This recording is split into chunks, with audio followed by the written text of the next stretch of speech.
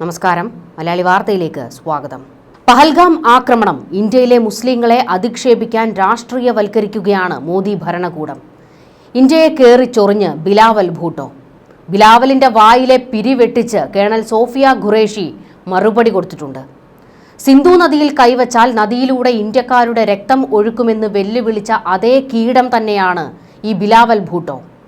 ഇന്ത്യക്കാരുടെ രക്തം ഒഴുക്കാൻ വന്നവന്മാരുടെ കോട്ടകളിൽ കയറി വെടിമരുന്ന് നിറച്ച് പൊട്ടിച്ചാണ് ഓപ്പറേഷൻ സിന്ദൂറിലൂടെ ഇന്ത്യ മറുപടി കൊടുത്തത്. കിട്ടിയ അടിയുടെ വേദനയിൽ പുളയുന്ന പാകിസ്ഥാൻ ലോകവേദികളിലേക്കും രാജ്യങ്ങളിലേക്കും വാചക കസരത്തിന് പ്രതിനിധി സംഘങ്ങളെ അയച്ചിട്ടുണ്ട്. ആ കൂട്ടത്തിലെ പ്രധാനിയാണ് ബിലാവൽ ഭൂട്ടോ.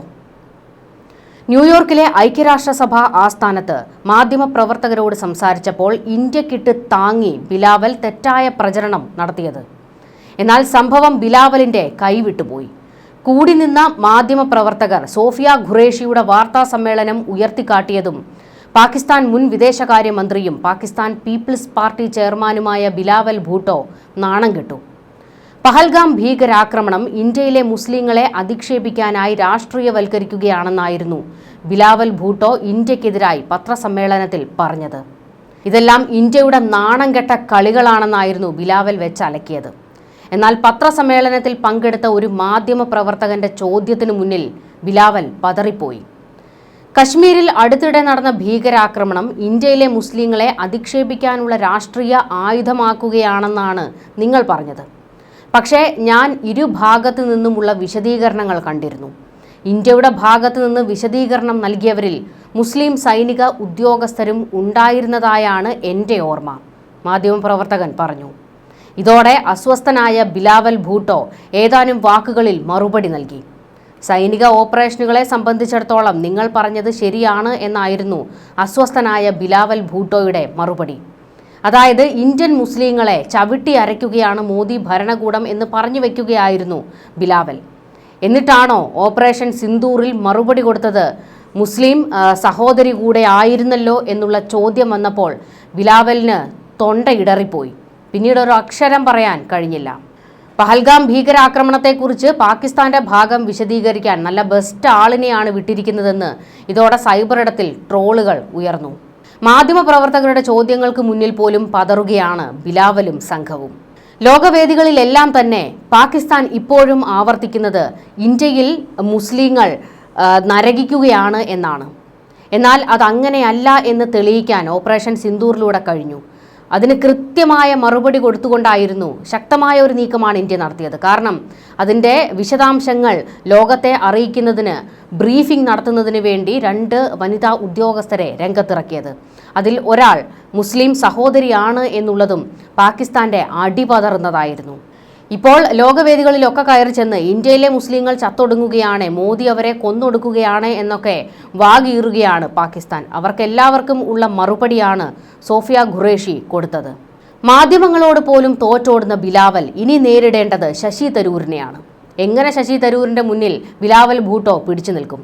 ബിലാവൽ ഭൂട്ടോയുടെ നേതൃത്വത്തിലുള്ള പാക് പ്രതിനിധികൾ US-ലെത്തിയിട്ടുണ്ട്. ഭീകരവാദത്തിനെതിരെയും പാകിസ്ഥാൻ ഭീകരർക്ക് നൽകുന്ന പിന്തുണയും ലോകത്തിനു മുന്നിൽ തുറന്നു കാട്ടാനായി ഇന്ത്യ വിവിധ സംഘങ്ങളെ വിദേശ രാജ്യങ്ങളിലേക്ക് അയച്ചതിന് പിന്നാലെയാണ് പാകിസ്ഥാനും ഇതേ രീതിയിൽ പ്രതിനിധി സംഘത്തെ അയച്ചത്. ഓപ്പറേഷൻ സിന്ദൂറിന്റെ പശ്ചാത്തലത്തിൽ പാക് ഭീകരതയെക്കുറിച്ച് ലോകരാജ്യങ്ങളോട് വിശദീകരിക്കാനുള്ള ശശി തരൂരിന്റെ നേതൃത്വത്തിലുള്ള ഇന്ത്യൻ സർവകക്ഷി സംഘം US-ലെത്തിയിട്ടുണ്ട്. മറുഭാഗത്ത് പാകിസ്ഥാന്റെ ഭാഗം വിശദീകരിച്ചുകൊണ്ട് ബിലാവൽ ഭൂട്ടോയുടെ നേതൃത്വത്തിലുള്ള സംഘമാണ് എത്തിയിരിക്കുന്നത്. ഇരു രാജ്യങ്ങളിലെ പ്രതിനിധി സംഘവും US-ൽ വന്നതിന് പിന്നാലെ രാജ്യങ്ങൾ തമ്മിലുള്ള ഇന്റലിജൻസ് സഹകരണത്തിന് ആഹ്വാനം ചെയ്തിരിക്കുകയാണ് ബിലാവൽ ഭൂട്ടോ. പാകിസ്ഥാന്റെയും ഇന്ത്യയുടെയും രഹസ്യാന്വേഷണ ഏജൻസികൾ തമ്മിലുള്ള സഹകരണം ദക്ഷിണേഷ്യയിലെ ഭീകരവാദത്തെ ഗണ്യമായി കുറയ്ക്കാൻ സഹായിക്കുമെന്നാണ് PPP ചെയർമാൻ കൂടിയായ ബിലാവലിന്റെ അവകാശവാദം. UN ആസ്ഥാനത്ത് നടത്തിയ പത്രസമ്മേളനത്തിൽ തന്നെയായിരുന്നു പാക് പ്രതിനിധി തലവൻ ഇത്തരത്തിലൊരു വാദഗതി ഉന്നയിച്ചത്. എനിക്ക് പൂർണ്ണമായും ഉറപ്പുണ്ട്, ISIയും റോയും ഈ ശക്തികൾക്കെതിരെ പോരാടാൻ ഒരുമിച്ചിരുന്ന് പ്രവർത്തിക്കാൻ തയ്യാറാണെങ്കിൽ ഇന്ത്യയിലും പാകിസ്ഥാനിലും ഭീകരപ്രവർത്തനം ഗണ്യമായി കുറയുന്നത് നമുക്ക് കാണാൻ സാധിക്കും. ദക്ഷിണേഷ്യയിൽ ഇടപെടുന്നത് തുടരണമെന്നും ബിലാവൽ ഭൂട്ടോ അന്താരാഷ്ട്ര സമൂഹത്തോട് ആവശ്യപ്പെട്ടു. സമീപകാല വെടിനിർത്തലിന് ശേഷവും സംഘർഷ സാധ്യത കുറയുകയല്ല, വർദ്ധിക്കുകയാണ് ചെയ്തതെന്നും ബിലാവൽ പറഞ്ഞു. ഇതിനിടെ തരൂരിന്റെ നേതൃത്വത്തിലുള്ള ഇന്ത്യൻ പ്രതിനിധി സംഘം യുഎസിലെ പ്രധാന കേന്ദ്രങ്ങളിൽ സന്ദർശനം ആരംഭിച്ചു കഴിഞ്ഞിട്ടുണ്ട്. യുഎസ് കോൺഗ്രസ് അംഗങ്ങളുമായും സെനറ്റ് വിദേശകാര്യ സമിതിയുമായും കൂടിക്കാഴ്ചകൾ നടത്തുന്നുണ്ട്. അക്കാദമിക് വിദഗ്ധരുമായും വിവിധ മാധ്യമ സ്ഥാപനങ്ങളുമായും ഇന്ത്യൻ പ്രതിനിധി സംഘം ചർച്ചകൾ നടത്തും. ഭീകരവാദത്തോടുള്ള ഇന്ത്യയുടെ നിലപാട് ലാറ്റിൻ അമേരിക്കൻ രാജ്യങ്ങളെ ബോധ്യപ്പെടുത്താൻ തന്റെ നേതൃത്വത്തിലുള്ള സംഘത്തിന് കഴിഞ്ഞുവെന്നും ചില തെറ്റിദ്ധാരണകൾ മാറ്റാനായി എന്നും കഴിഞ്ഞ ദിവസം തരൂർ പറഞ്ഞിരുന്നു. ബിലാവൽ യുഎസിൽ ഉയർത്തിയ വാദങ്ങൾക്കെല്ലാം ശശി തരൂർ കൃത്യമായ മറുപടി കൊടുക്കും. അക്കാര്യത്തിൽ ഒരു തർക്കവും വേണ്ട. ഇപ്പോൾ ബിലാവൽ പറഞ്ഞിരിക്കുന്നത് പാകിസ്ഥാന്റെ ചാരസംഘടന ISIയും ഇന്ത്യയുടെ റോയും ഒരുമിച്ച് പ്രവർത്തിക്കണം എന്നാണ്. അതെങ്ങനെ ശരിയാകും ബിലാവലെ? കാരണം പാക് ചാരസംഘടന ISI അത് ഭീകരവാദത്തിന്റെ മുഖം തന്നെയാണ്. പഹൽഗാമിൽ ആക്രമണം നടത്തിയതിന് പിന്നിൽ ISIയുടെ കൃത്യമായ പങ്കുണ്ട്. അതിന്റെ തെളിവടക്കം ഇന്ത്യ വലിച്ചു പുറത്തിട്ടതാണ്. റോയുടെയും IBയുടെയും ഒന്നും രീതികൾ ഭീകരവാദമല്ല, ഭീകരവാദത്തിനെതിരാണ്. അതുകൊണ്ട് ഇന്ത്യൻ സംഘങ്ങളെ കൂട്ടുപിടിച്ച് അങ്ങ് ഭീകരവാദം ഇല്ലാതാക്കാം എന്നുള്ള ബിലാവലിന്റെ ഗിമ്മിക്കുകളൊക്കെ അങ്ങ് കയ്യിൽ വെച്ചാൽ മതി. പാകിസ്ഥാൻ കുറച്ചധികം കാലമായി ഉയർത്തുന്ന ആരോപണം ഇന്ത്യയിലെ മുസ്ലിങ്ങൾ നരകത്തിലാണെന്നാണ്. മോദി സർക്കാർ ഇന്ത്യൻ മുസ്ലിങ്ങളെ രണ്ടാം തരം പൗരന്മാരായിട്ട് കാണുന്നത് എന്നുള്ള വാദമൊക്കെയാണ് പാകിസ്ഥാൻ ഉയർത്തുന്നത്. പാകിസ്ഥാന്റെ ഇമ്മാതിരി അടവുകൾക്ക് ഇന്ത്യൻ മുസ്ലിങ്ങൾ തന്നെ മറുപടി കൊടുത്ത് പൊളിച്ചടുക്കിയിട്ടുണ്ട്. അതിലേറ്റവും പ്രധാനപ്പെട്ടത് അസദുദ്ദീൻ ഒവൈസിയുടെ ഒരു മറുപടിയാണ്. അതായത് ലോകത്തിന്റെ പല കോണിലേക്ക് ഭീകരവാദത്തിനെതിരെ സംസാരിക്കുന്നതിന് വേണ്ടി ഇന്ത്യ പ്രതിനിധി സംഘത്തെ അയച്ചിട്ടുണ്ടല്ലോ. അതിൽ ഒരു സംഘത്തിന്റെ തലവൻ അസദുദ്ദീൻ ഒവൈസിയാണ്. സൗദിയിലെത്തിയപ്പോഴായിരുന്നു AIMIM മേധാവിയും ഹൈദരാബാദ് MPയുമായ അസദുദ്ദീൻ ഒവൈസി പാകിസ്ഥാനെ അങ്ങ് പൊളിച്ചടുക്കിയത്. 240 ദശലക്ഷത്തിലധികം അഭിമാനികളായ മുസ്ലിങ്ങൾ ഇന്ത്യയിൽ താമസിക്കുന്നുണ്ടെന്നും ഇന്ത്യയിൽ നിരവധി പ്രശസ്തരായ ഇസ്ലാമിക പണ്ഡിതരുണ്ടെന്നും അദ്ദേഹം സൗദി സന്ദർശനത്തിനിടെ പറഞ്ഞത്.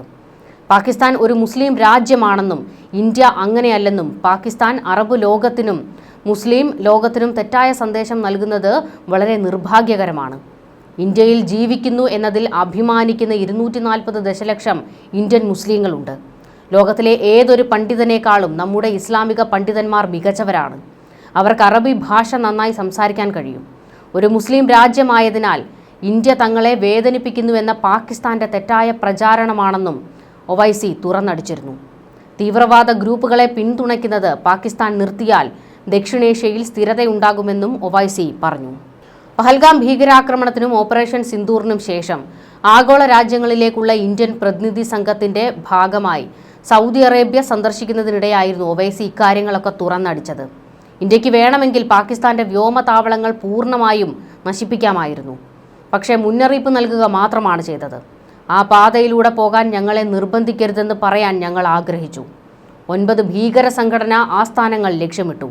കൊല്ലപ്പെട്ട ഭീകരർക്കായി നമസ്കാരം നയിച്ച വ്യക്തി US ഭീകരനാണെന്നത് ഞെട്ടിച്ചുവെന്നും ഒവൈസി വ്യക്തമാക്കി.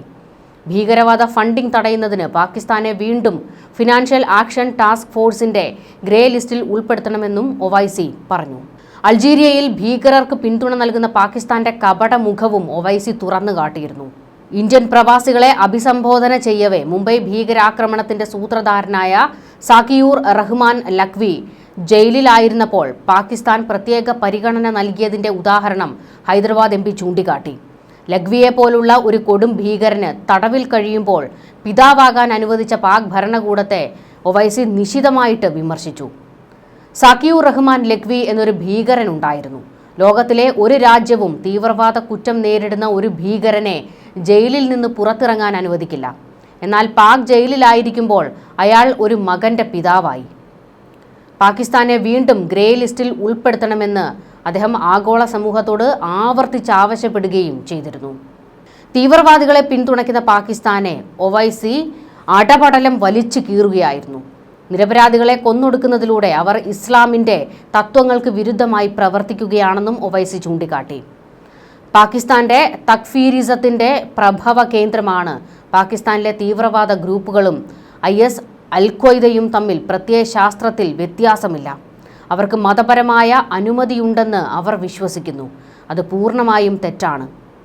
അൾജീരിയയിൽ ഒവൈസി പാകിസ്ഥാനെ വലിച്ചു കീറുകയായിരുന്നു. അങ്ങനെ ഇന്ത്യൻ മുസ്ലിങ്ങൾ തല ഉയർത്തി തന്നെയാണ് ഇന്ത്യയിൽ ജീവിക്കുന്നതെന്ന് ഒവൈസി തന്നെയാണ് പാകിസ്ഥാന് മറുപടി കൊടുത്തത്.